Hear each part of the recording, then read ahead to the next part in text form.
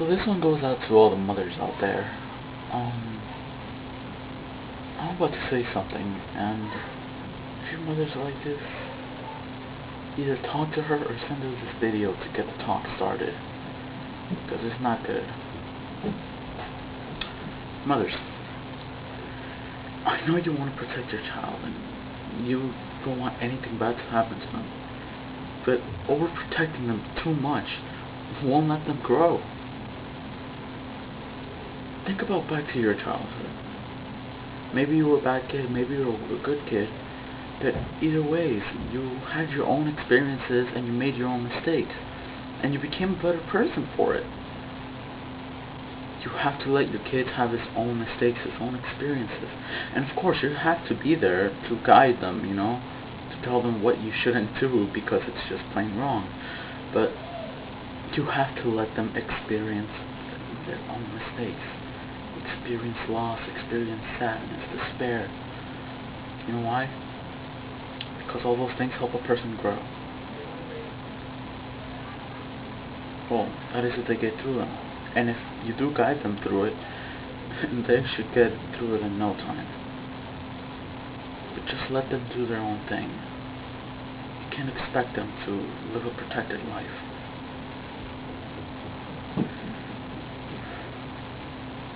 The older mothers out there, or if you consider yourself older, really, any mother isn't that old. Well, my mother doesn't look that old. Either way, the older mothers, or actually any mother, yeah, you have to understand that you have to teach your child that they have to learn on their own, and you have to teach them at the same time, because you're not always going to be there. Maybe they're going to go to college or they're going to move out, but you're not always going to be there. You're going to have to teach them how to fend for themselves. Just back off a little, If you raise them well enough, they'll know what to do. They won't get into any trouble. Actually, they will. But you'll be there. If you're a good mother, that is. Now this is to the other mothers, alright? So if you get this video sent to you, it's because you're one or the other. Can't. Okay, whatever.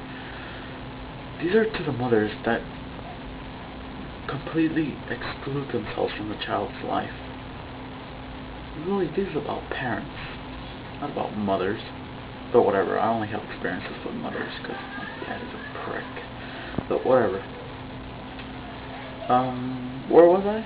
Yeah, mothers excluding themselves from their child's life. You can't do that.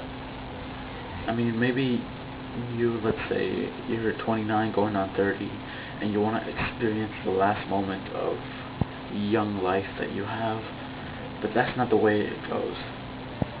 As soon as you found out that you were pregnant, you knew that you're going to have to give up something for that child, whether it was your body or your life. Once you're a parent, you can't go back to being a teen. Can you hear that? You can't go back to being who you were, because that kid is going to look up to you, and you don't want them to be a 20-something-year-old teen, do you? Of course you don't. And if it's one of those things where you just throw them out in the ocean and let them learn how to swim by themselves, that's not a good way. It's not. Because your child might be an adept swimmer, but then again, he might have no coordination whatsoever. Either ways, you have to be in your child's life, but you have to let them live their own. You can't tailor their lives just so to suit you.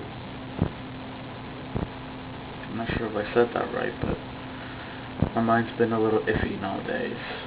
So, if you think your mother's anything like this, send her the video to get the conversation to get the conversation started, or to start the conversation on your own, because you're gonna have to talk to your parents. It's gonna be awkward as hell, but it'll be for the best. I can promise you that.